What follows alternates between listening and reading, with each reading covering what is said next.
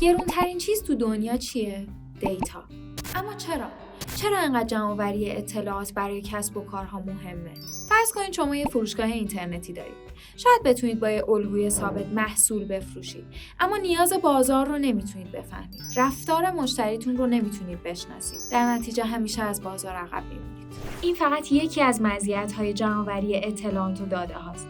داده ها محدود به هیچ کسب و کاری نیستن.